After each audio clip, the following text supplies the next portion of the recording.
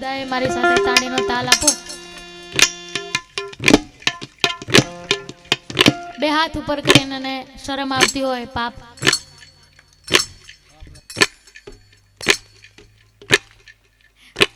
લાગતો હોય તો મને આપી દેજો. પણ બે હાથ ઉપર કરીને તાળી બધાએ મારી સાથે ગાવાનું છે. તાળી પાડો તો મારા શ્યામની રે બીજી તાળી ના હોય. બેનોને તો કેવું જ ના પડે ગાવાનું. આ ભજન વાગે એટલે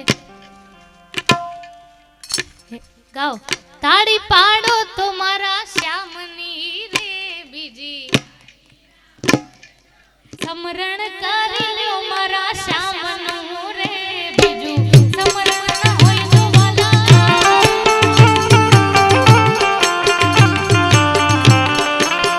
એવી તાળી પાડો તો મારા શ્યામની રે બીજી તાળી ના હોય તો વાલા.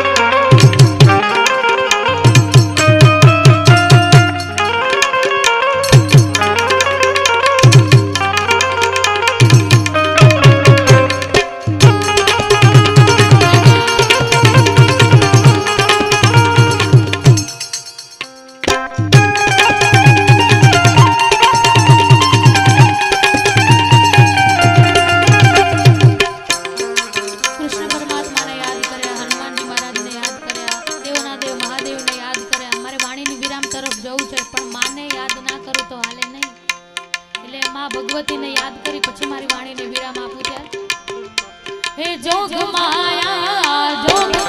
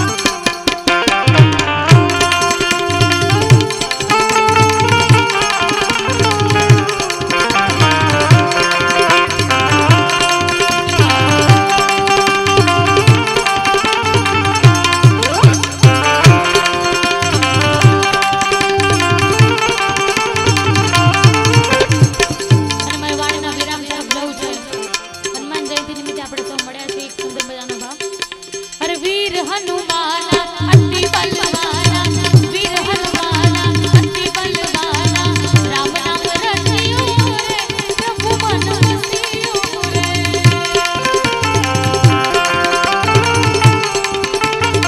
आ वीर हनुमाना अति बलवाना वीर हनुमाना अति बलवाना राम नाम रटियो रे प्रभु मन बसियो रे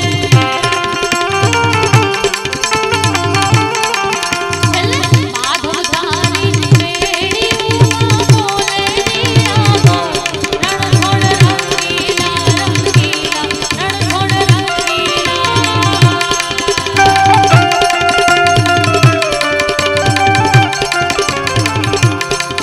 अरे हो माली नगरी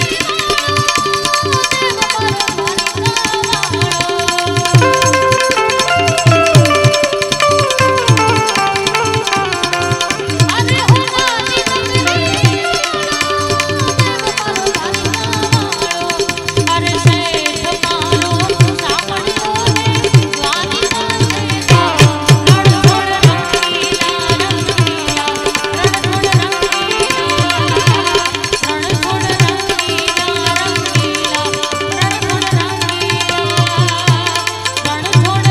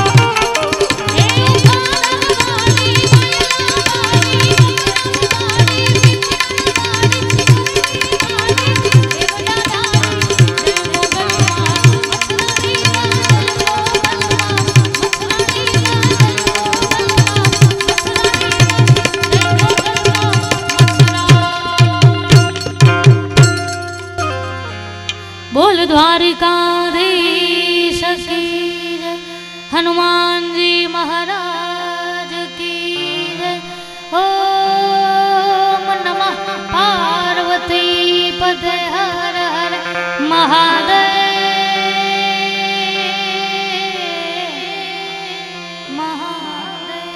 महादेव सुर रे मां सरस्वती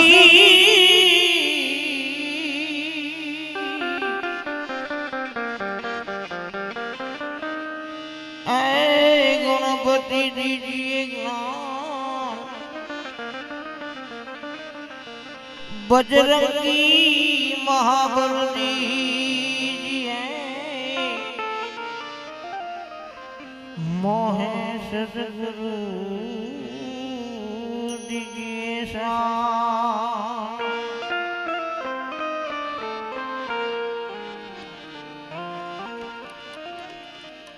राम जरूखे बैठ के सबका मुजरा ले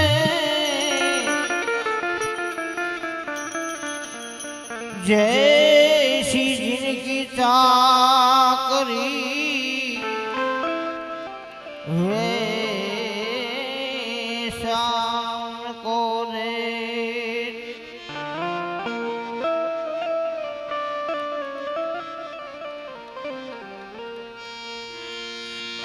राम धार्या सुबोधे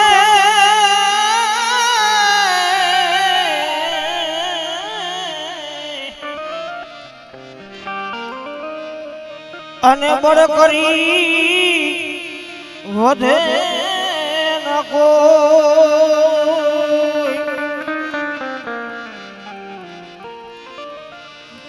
બળ કરી રાજા રાવણ વૈધો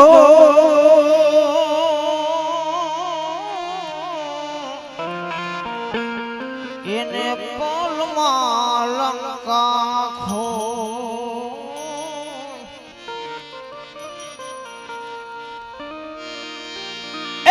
પ્રેમ વિના પામે નહીં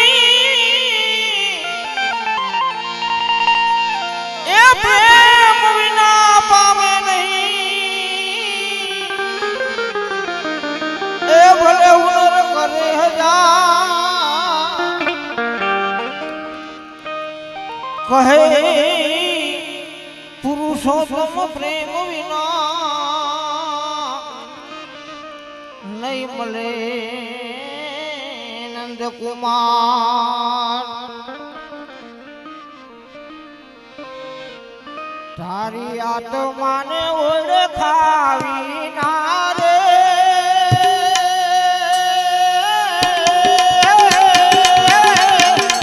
ભોળા ફેરા નહીં તો મોટે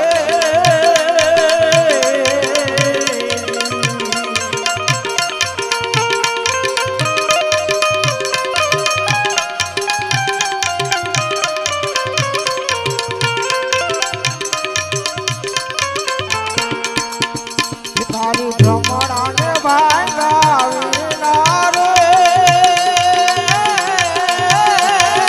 ભોળા ફેરા નહીં તો મોટે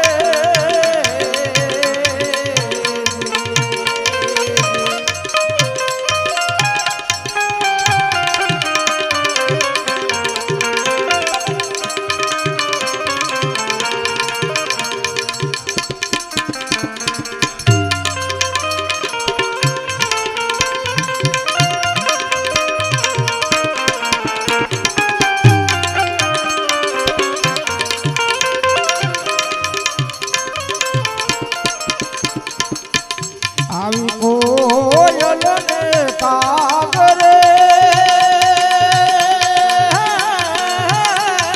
રાંગે રૂપે એક છે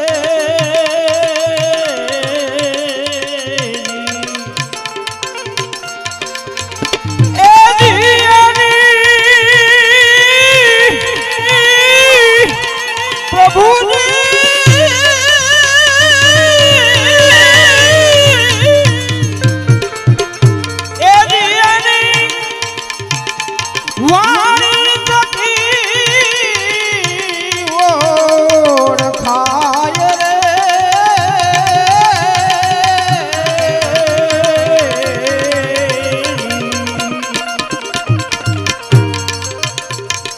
આત્માને ઓળખાવી ના રે ભવના ફેરા નહીં તો મટે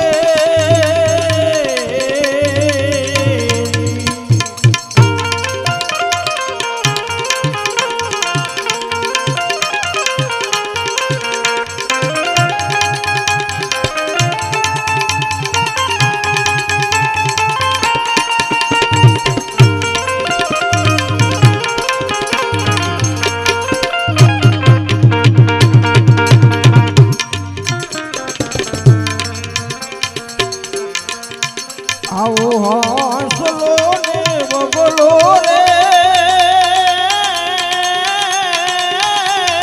રાંગે રૂપે એક છે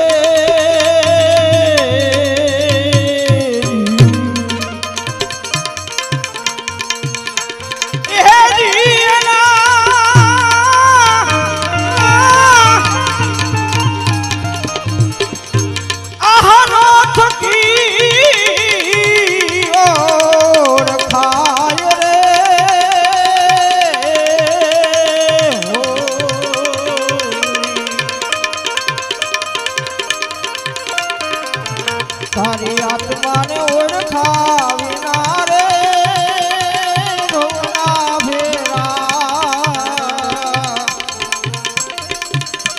નહીં તો મટે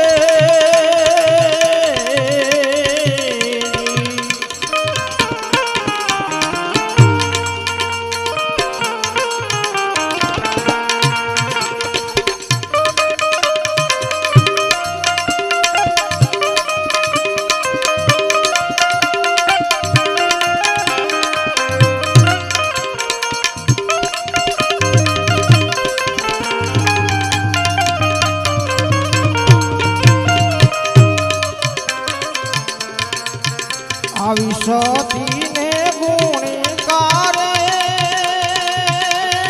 રંગ રૂપે એક છે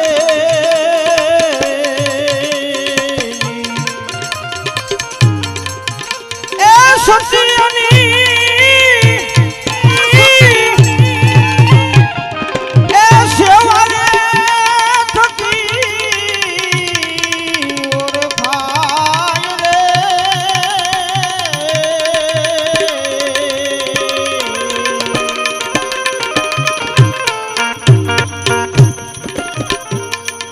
આવા ગુરુના પ્રતાપે રે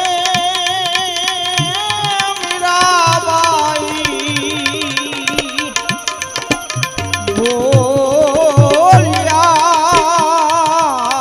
બોલ્યા એની અમને દેજો તમારા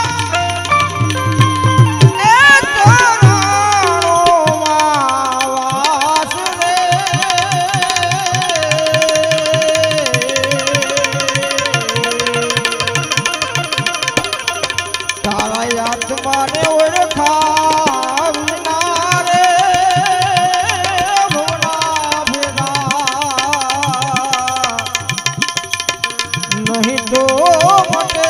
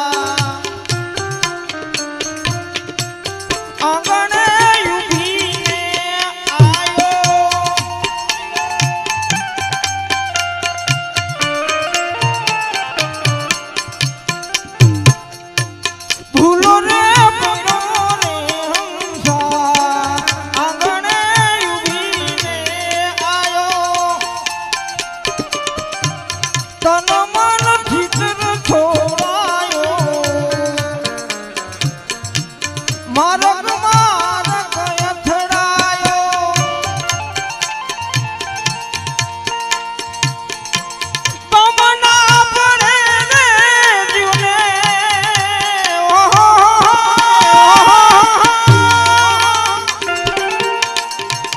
તમના પડે ને જીવને ઠાકોર તારા શ્યામની રે ધૂણી રે ગોઠાવી અમે તારા નામ હોજી રે ધૂણી રે ગોઠાવી અમે તારા નામ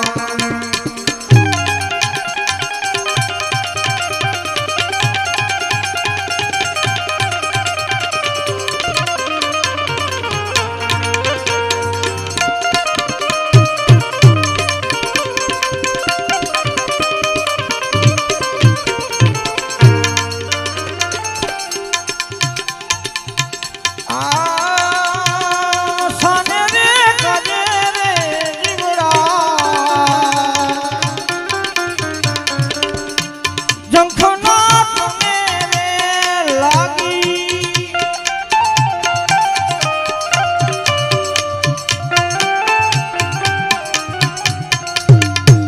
કોની રે વાટું રે જોતા ભવનિયા ભાવટ વાગી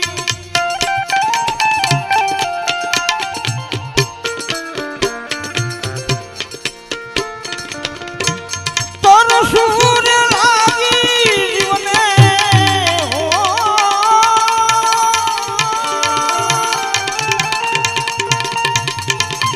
તર સૂર લાગી જીવને ઠાકોર તારા શ્યામની રે ધૂણી રે ગોઠાવી અમે તારા નામ હોજી રે ધૂણી રે ગોઠાવી અમે તારા નામ અમે તારા નામની રે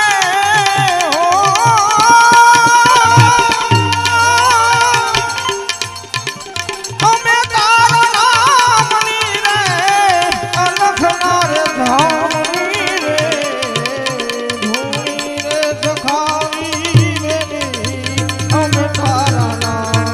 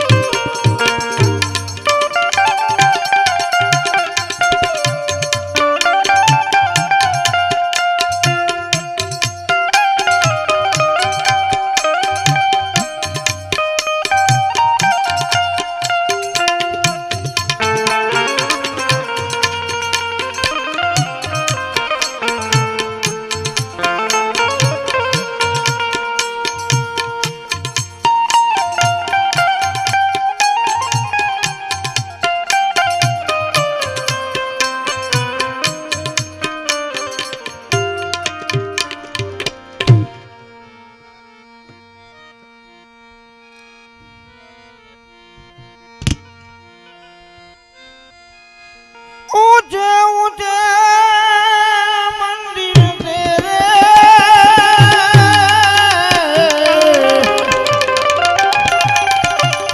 ऊंचा है तेरा नाम ओ कैलाशवर भोलेनाथ बाबा हम करते हैं तुझे प्रणाम नगर में जोगी आया यशोदा के घर लाया सबसे बड़ा है तेरा नाम भोलेनाथ भोलेनाथ भोलेनाथ भोलेनाथ भोलेनाथ भोलेनाथ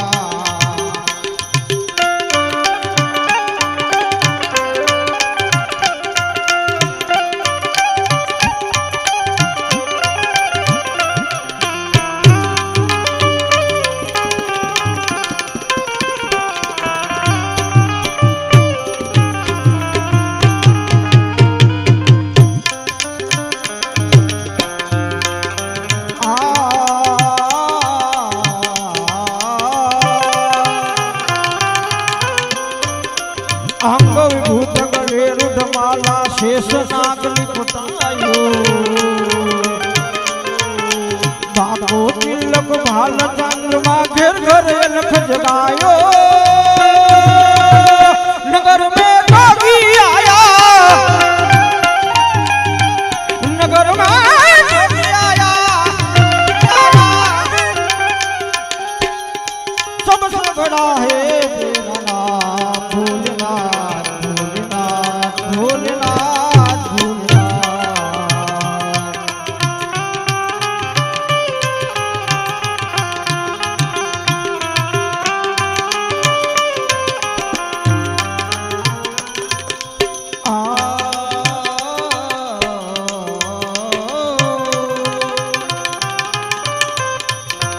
ले भिक्षा निकली नंदरानी कंचन थार धरायो लो भिक्षा लगी जाओ जंगल में मेरो आसन दिलायो नगर में जोगी आया नगर में जोगी आया ए सबसे बड़ा है तेरा नाम भोलेनाथ भोलेनाथ भोलेनाथ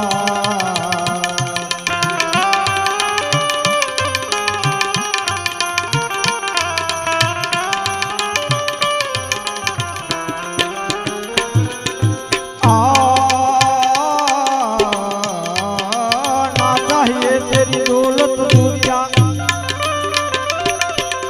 ना चाहिए तेरी दौलत दुनिया और न बंधन माया तेरे लाल का दर्शन करा दे मैं कैलाश से आया नगर में जोगी आया यहाँ पे अलगत गाया ए सबसे बड़ा है तेरा नाम भोलेनाथ भोलेनाथ भोलेनाथ भोलेनाथ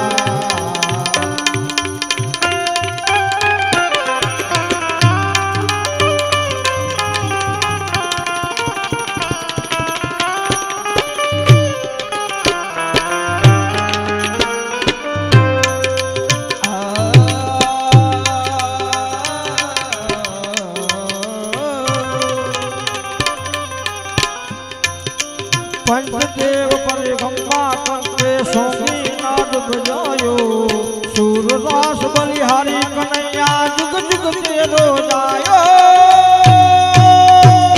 नगर में जोगी आया आंखें अलगत गाया ए सबसे बड़ा है तेरा नाम भोलेनाथ भोलेनाथ भोलेनाथ भोलेनाथ भोलेनाथ भोलेनाथ भोलेनाथ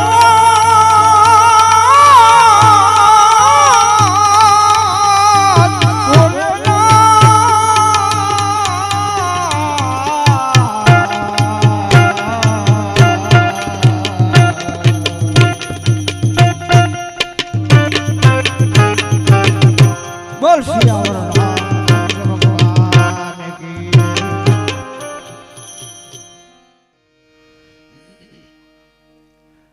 દિલીપભાઈ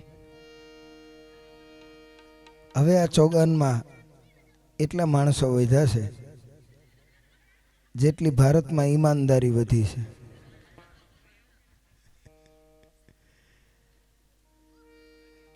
એટલા ઈમાનદાર માણસોને વંદન કરી અને કાર્યક્રમના બીજા દોરમાં મારી વાત શરૂ કરું બહેનો ની મોટામાં મોટી તકલીફ એ દીકરા ન થતા હોય ને એટલે રાંદલના લોટા તેડે થઈ જાય પછી એને ન તેડે લ્યો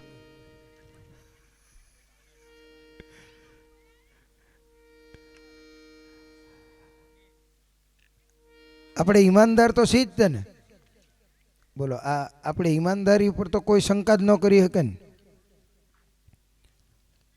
રેલગાડીના ટોયલેટના ડબલાને જો હાંકળથી બાંધી રાખવું પડતું હોય તો આપણે કેટલા ઈમાનદાર રહીશું કયો નહીતર આ દેશ મેં અગાઉ વાત કરી હતી એમ સોનાની ચીડિયા હતો આખી દુનિયામાંથી લોકો ધન પ્રાપ્તિ અને જ્ઞાન પ્રાપ્તિ માટે થઈ અને ભારતમાં આવતા હતા દુનિયાના લોકોને વસ્ત્ર કેમ પહેરવા એ ખબર નહોતી પડતી ને ત્યારે આ દેશમાં સંસ્કાર અને સંસ્કૃતિ જીવતી હતી. તક્ષશિલા અને નાલંદા જેવી વિદ્યાપીઠો આ દેશમાં હતી. 1000થી વધારે તો અધ્યાપકો હતા નાલંદામાં. આ દેશ ઉપર અનેક આક્રમણો થયા, પણ એમાં બહારના તત્વો એ આપણને એટલા નથી નડ્યા જેટલા આપણા આંતરિક ડખા આપણને નડ્યા છે. આપસ કી ફૂટ હીતે સારે હિંદવાન કટે. માત્ર 250 જણાને લઈ અને આવેલો. કેમ કે અત્યાર સુધી તમને જ્ઞાન ગમ્મત એ બધી વાતો કરી, પણ હવે જે વર્ગ બેઠો છે એ એક એક શબ્દને સમજે એવો વર્ગ બેઠો છે. અને કાં ઘેરે કોઈ ખોલે એમ નથી, એ બેઠા છે.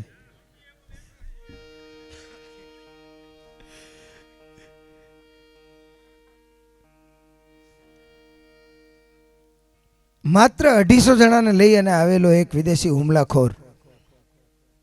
બહુ સમજવા જેવી વાત છે આ.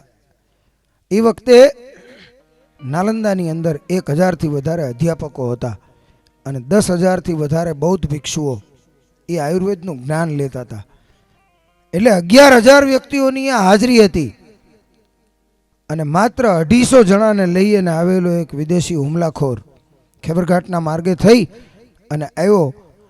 નાલંદા તમારી જાણકારી માટે કહી દઉં, બિહારમાં હતી. અત્યારે આપણે એને જે રીતે ઓળખતા હોય એ રીતે, પણ એક સમય હતો. બિહાર એટલે નાલંદા, બિહાર એટલે ચક્રવર્તી અશોક, બિહાર એટલે ચંદ્રગુપ્ત મૌર્ય, બિહાર એટલે ચાણક્ય. આવી મહાન વિભૂતિઓ એ બિહારે આપણને આપી છે. અને બિહારનું મૂળ નામ તો વિહાર હતું. હજી આ પલ્લે નહીં ત્યાં સુધી તો આપણે ચાલુ રાખીએ.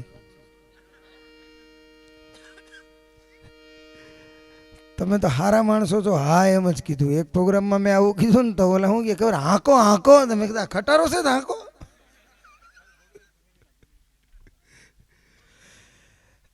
બિહારનું દિલીપભાઈ મૂળ નામ હતું વિહાર. પણ આજે તમારા કોઈ બિહારી મિત્ર હોય ને તો એને તમારે એમ કહેવાનું કે વીરનગર બોલો. એ વીરનગર નહીં બોલી શકે, એ બીરનગર જ બોલશે. તમારે એને કહેવાનું વિરાટનગર વોર્ડ એમ બોલો, એટલે કે વિરાટનગર બોર્ડ. કેમ કે એ લોકો વ નથી બોલી શકતા, બ બોલે. એટલે અહીંયા બૌદ્ધ ભિક્ષુઓ વિહાર કરતા હતા ને, એટલે એ જગ્યાનું નામ વિહાર હતું. અને આ એ પ્રદેશના માણસો એ વિહાર બિહાર બિહાર એમ કરતા હતા, એમ એ પ્રદેશનું નામ પડ્યું છે બિહાર. એ બિહારની અંદર આવેલી નાલંદા અને માત્ર 250 જણાને લઈ અને આવેલો વિદેશી હુમલાખોર, એનું નામ હતું બખ્તિયાર ખિલજી. હું અહીંયાથી જે વાતો કરીશ એ ઇન્ફોર્મેટિક્સ કહીશ, જેનાથી તમને કંઈક માહિતી મળે. કેમ કે લોક સાહિત્ય છે ને એ 2 પ્રકારનું છે. એક કન્ફ્યુઝિંગ મેથડ, સામેવાળા માણસને કન્ફ્યુઝ કરી દેવાનો, એને ખબર જ ન પડવી જોઈએ કે આ હું કહેવા માંગે છે. એ હું તમને એનાય દાખલા આપું. કન્ફ્યુઝિંગ મેથડ કઈ વગાડી શકશો? કેમ કે આને પાણી અડે એટલે આ ઉતરી જાય તરત. અમારા પ્રોગ્રામમાં ઘણીવાર બહુ ભણેલા માણસો હોય ને તો અમે શરૂઆતમાં મેળ કરતા હોય ને તો પૂછે પાછા એમ કે આ શું ઠક ઠક ઠક કરો છો? એટલે ભાઈ મેળ કરીએ છીએ. તો કે બધું ઘેર કરીને આવવાનું. હવે ઘેરે મેળ હોય, તમે રાતે રખડતા હોય, શું તમે? ના, પણ એવું નથી. આ છે ને મને તમને જીવન જીવવાની બહુ મોટી જડીબુટી આપે છે. આ ઉતરેલું હોય ને તબલું, એટલે એની જીવાળી ઉપર ટપોરો મારો ને એટલે જીવાળું એમ કહેતું હોય કે હું અને હું. એની ઉપર હથોડીઓના ઘા પડે, અહીંથી સા રે અહીંયા એનો સા મળી જાય.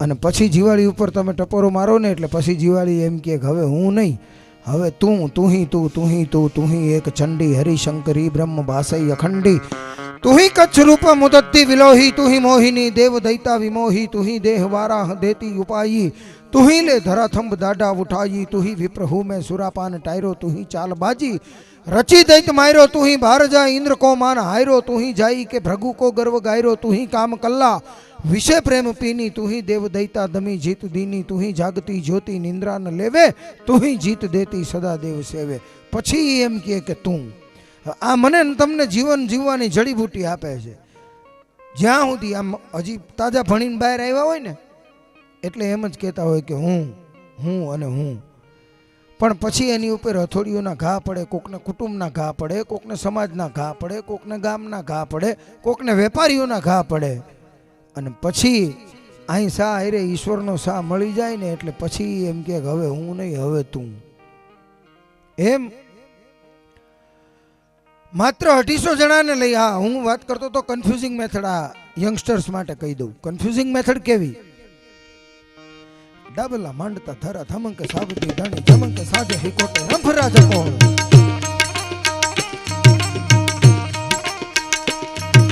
ડબલા માંડતા ધરા ધમંક સાબતી ધણી ધમંક સાજે હિકોટે રંભરા જપો. ચમકે વાસ જાણે વીજળી ચમકતા ચાળી ધમો વાળા હારે ઠાળા ગતિ વાળા મો.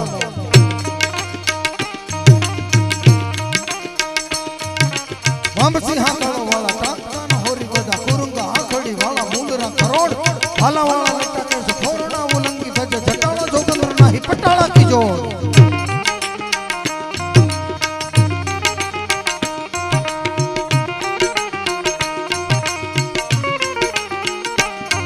બડા ભારત રચાયા ભેલ કૌરવ વાળા પાંડવ વાળા કર્ણ પાર થારા ગીતો હુવા ફરલે કાળા ભાણના ટંકાર નાર પારના સુમાન ભાગા પાનકા થળંકા લાગ્યા હાથ મે બાબા ભાગિયા કૌરવા બાણે પડી માથે મેઘ ધારા છૂટા બાણ પાર થારા નાગરા સમ જટા સૂર ધીર ધાર વીર રસ જાગા ગોપિયા કારણે પગ ધાગા ધાગા રો કોદટા છૂટિયા બાણે ભુજ દંડ ધરી કોટ ધણેના બ્રહ્માંડ આયા પોરહાણા બાણ હટાયા પાર થારા ભાલ તારા દિયા હરી પુત્ર સૂર ધારા ધારા હતા કે પ્રમાણ.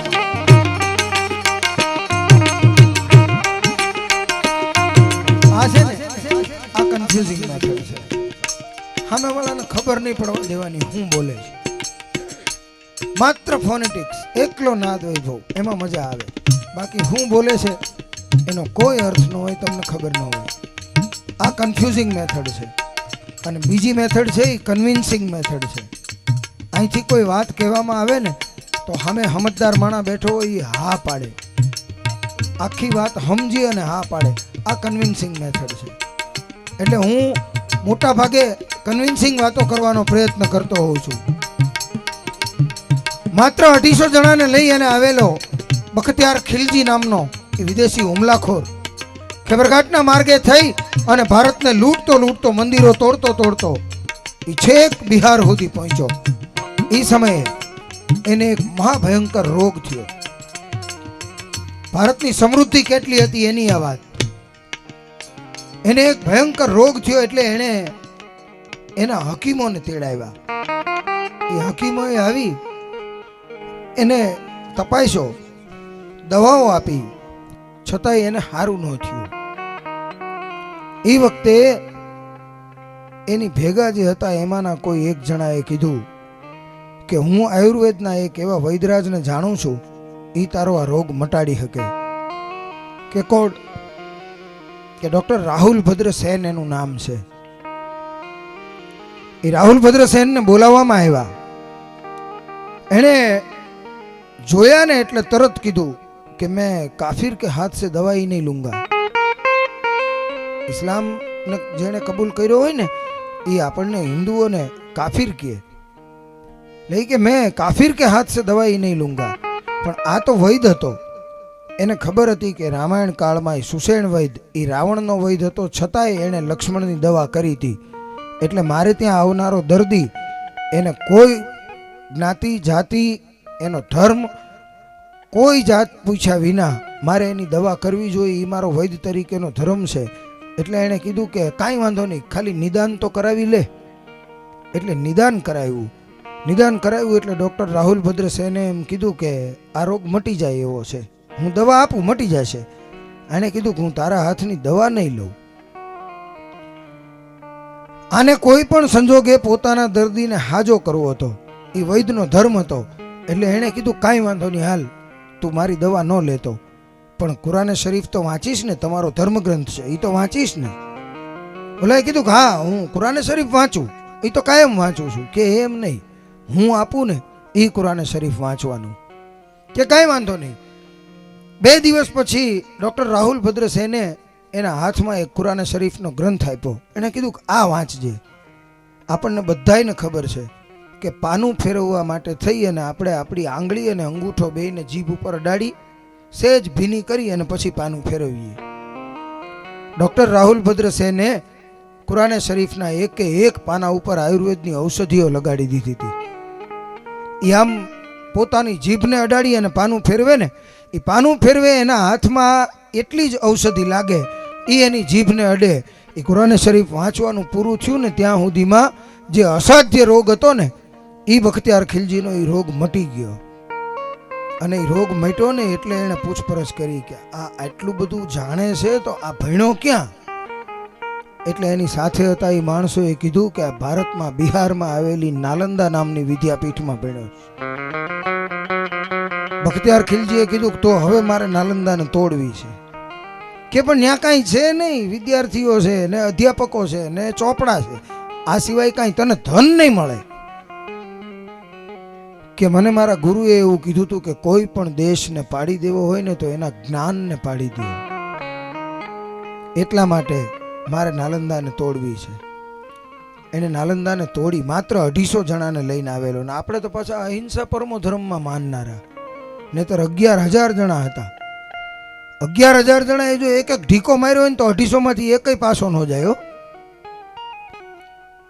250 જણાને લઈ અને આવેલો બખ્તિયાર ખિલજી. એને નાલંદા તોડી અને એમનો એક મુસ્લિમ લેખક એણે પોતાના પુસ્તકમાં લખ્યું છે, એટલે આપણે માનીએ કે ખોટું ન હોય. 27 માળની એની પુસ્તકાલય, એની લાઇબ્રેરી હતી. અને એ લાઇબ્રેરીની અંદર 92 લાખથી વધારે પુસ્તકો હતા. એ પુસ્તકોને એણે હળગાવી નાખ્યા. જાણકારો, ઇતિહાસકારો એમ લખે છે કે 3 મહિના સુધી એનો ભડકો દેખાણો તો ભારતના આટલા જ્ઞાનનો એક હારે નાશ કરી નાખ્યો. અને આપણી કઠણાઈ એ છે કે નાલંદાથી માત્ર 48 કિલોમીટર દૂર, હજી આજે તમારે ગૂગલ કરીને જોઈ લેવાની છૂટ, એ નાલંદા વિદ્યાપીઠથી માત્ર 48 કિલોમીટર દૂર હજી આજે એ વિધર્મીના નામનું રેલવે સ્ટેશન છે. એનું નામ છે બખ્તિયારપુર. પણ હવે લાંબો ટાઈમ નહીં રહે, કેમ કે હવે તો બુલડોઝર ન્યાય માંડ્યું છે હાલવા, એટલે લાંબો ટાઈમ નહીં રહે. આ ભારતની તાકાત હતી, આ ભારતની સમૃદ્ધિ હતી. એવા સમૃદ્ધ ભારત દેશમાં આપણે સૌ શિવ શક્તિ અને કૃષ્ણને માનનારા માણસો આપણે આનંદ કરવા માટે થઈને મળ્યા છીએ. એટલે એક જ નાની એવી વાત, અને ત્યારબાદ જેની મને ખાસ ફરમાઈશ છે એ એક ચારણ કન્યા, એ સંભળાવું. કેમ કે 2 વાગ્યા છે, આમ તો કાંઈ વાંધો નથી. કાં દિલીપભાઈ, છેલ્લે હનુમાન ચાલીસા. હા, હનુમાન ચાલીસાથી આપણે પૂરું કરશું. એટલે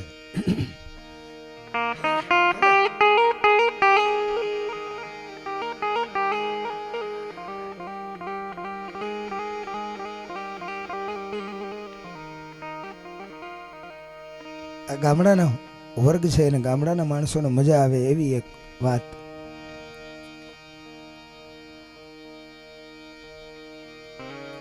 ગીરનું ગામડું, એટલે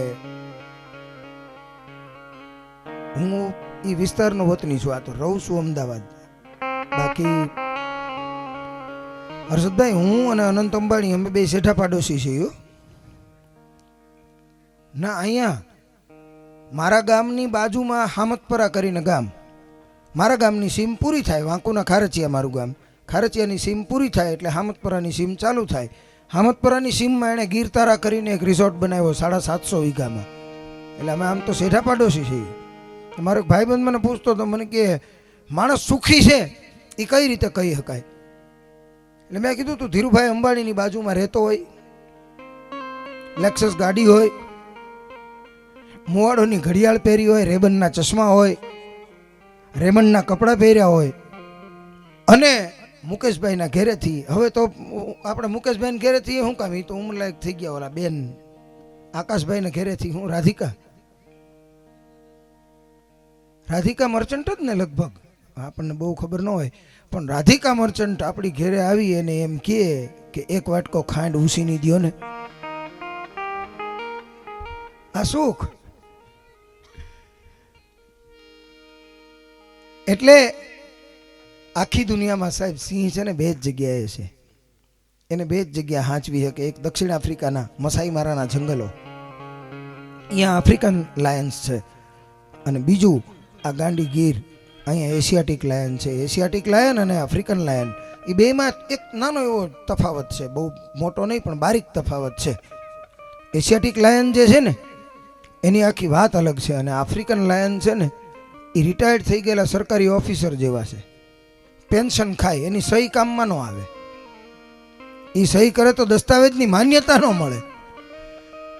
અને એશિયાટિક લાયન તો 20 વર્ષ પહેલા નીકળ્યા હોય ને જોયો હોય ને 20 વર્ષ પછી નીકળો ને એ જગ્યા એ હોય, સિંહ ન હોય ત્યાં તોય કપાળ ઉપર પરસેવાના બિંદુ ચોંટી જાય કે 20 વર્ષ પહેલા અહીંયા જોયો તો. એ એની તાકાત છે. એટલે એ ગાંડી ગીરનું ગામડું, ગામડાનો એક વ્યક્તિ સિંહ હારેનો એનો ભેળિયાળો, એટલે એને કાંઈ બહુ નવી નવાઈ ન લાગે. એમાં બરોબર એક વખત ગીરમાં થઈ અને નીકળ્યો, સિંહનો કણહવાનો અવાજ સાંભળાનો, એટલે પડખે ગયો. પડખે જઈ અને જોયું તો એના પંજાની અંદર બાવળની હૂળ વાગેલી હતી. એટલે પોતાના હાથેથી બાવળની હૂળ કાઢી, એને કાયમનું હતું, એને ખબર હતી કે અત્યારે પીડામાં છે એ કાંઈ નહીં કરે. પડખે જઈ કહેવાળીમાં હાથ ફેરવી અને કીધું કે તું જંગલનો રાજા છો, તું આમ હુંકારા કરી થોડું સારું લાગે, 1 સેકન્ડમાં ખેંચી નાખીશ એમ કરી અને એ પંજામાંથી બાવળની હૂળ ખેંચી અને કાઢી નાખી. પોતાનું જે મેલખાયું હતું એ મેલખાયાનો એક પાટો બાંધી દીધો. હાવજને નિરાશ થઈ, દુખાવો ઓછો થયો. એને એમ લાગ્યું કે આ માણસ છે પણ ખરેખર માણસ જેવો છે હો, નકર માણસની ભરેલી દુનિયામાં માણસ ગોતવો અઘરો છે અત્યારે. એટલે એની વાહે વાહે માંડ્યો હાલવા. ગીરનો સીમાડો પૂરો થયો ને ગામની સીમ ચાલુ થઈ, એટલે એણે કીધું કે વનરાજ હવે તો પાછા વૈયા જાવ, હવે અહીંયા આવશો તો ગામ બીહે. પણ કાંઈ બોલ્યા વિના ઊંધું જોઈ અને સિંહ એની વાહે વાહે આવ્યો. એને એમ થયું કે આ એણે મારો જીવ બચાવ્યો છે, એટલે મારે એની અડખે પડખે રહેવું જોઈએ. કાયમ એને ત્યાં આવવા માંડ્યો. ગીરના કાંઠાનું ગામડું હતું. આખો દી અહીંયા એની ભેગો બેહી રહીએ, સાંજ પડે એટલે પાછો ગીરનો માર્ગ લઈ લઈએ, બીજે દી સવારે આવી અને પાછો બેહે. આ કાયમનો ક્રમ હતો. એમાં એક દી ઘેરે કોક મહેમાન આવ્યા. હવે અત્યારે બીવેર ઓફ ડોગ લખેલું હોય ને તોય ઝાંપો નથી ખોલતા, તોય ઊભા રહી જાય કે ભાઈ આમાં કેમ જાવું, એમ કયો હશે એ તો નક્કી ન હોય ને. અંદર ઘણી જગ્યાએ લખેલું હોય ને બીવેર ઓફ ડોગ, પાછો ઝાંપો પકડીને પોતે જ ઊભો હોય.